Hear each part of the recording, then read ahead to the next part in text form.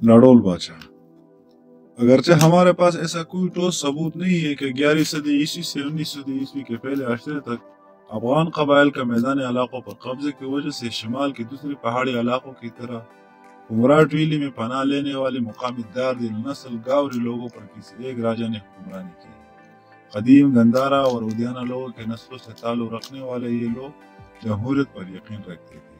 इनके यहाँ कोई एक हुक्मरान नहीं बल्कि दूसरे दादी अक़वाम की तरह मुख्तलिफ कबाइल से ताल्लुक रखने वाले बाअसर लोगों पर मुश्तमिल एक जरगा हुआ करता था, आपसी तनाज़ात हल करता था।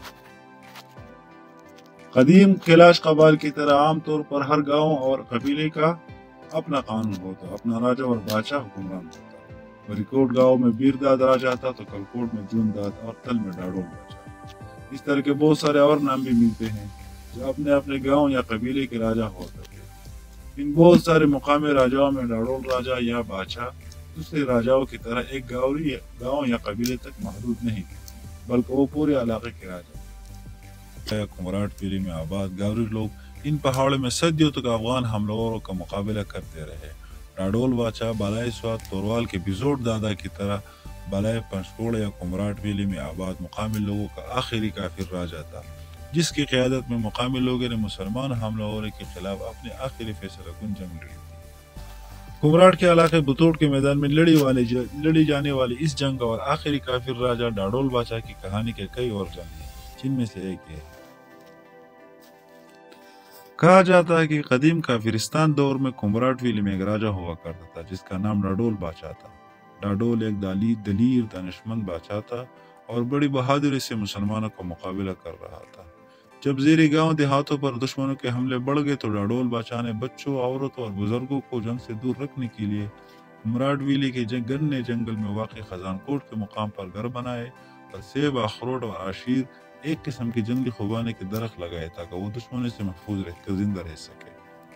कहते हैं कि एक एक करके नीचे के इलाके जब दुश्मन के हाथ लगे और लोगों को बजुर्ग ताकत मजहब तब्दील करने पर मजबूर किया जाने लगा तो डाडोल बादशाह ने अपने अहल व अयाल और लोगों समेत खजानकोट के इस खुफिया ठिकाने में पनाह ली।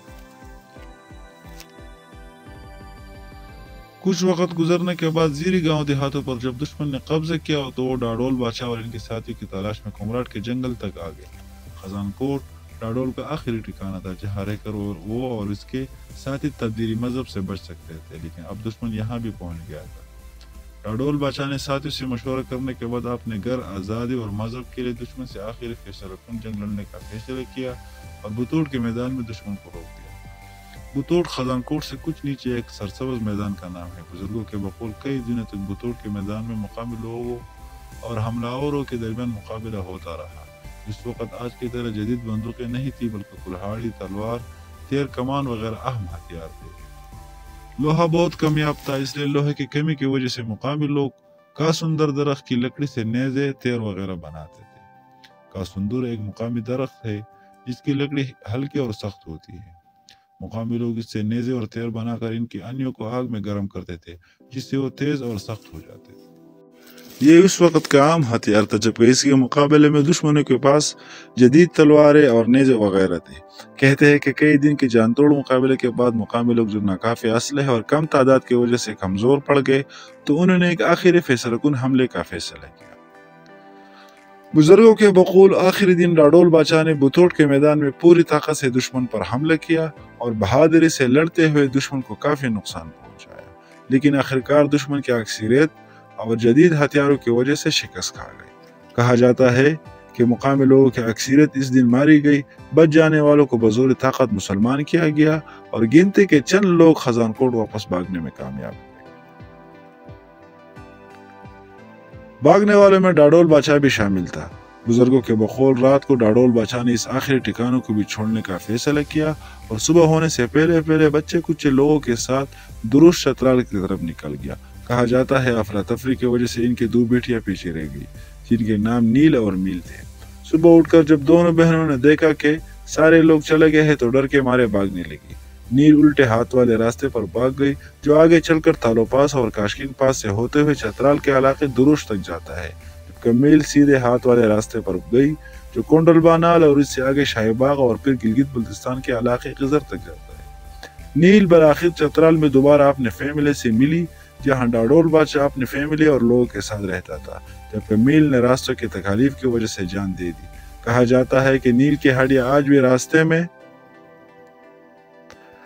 ایک پتھر کے غار میں پڑی ہے۔ کئی مقامی شکاری اور چرواہے اس بات کا دعویٰ کرتے ہیں کہ انہوں نے کمراٹ ویلے کے آخری کافر راجہ ڈاڈول بادشاہ کی بیٹی میل کی ہڈیاں اس غار میں پڑی دیکھی ہے۔ خزان کوٹ کمراٹ ویلے کے علاقے دوجنگا کے قریب گنے جنگل کے اندر واقع خوبصورت جگہ ہے۔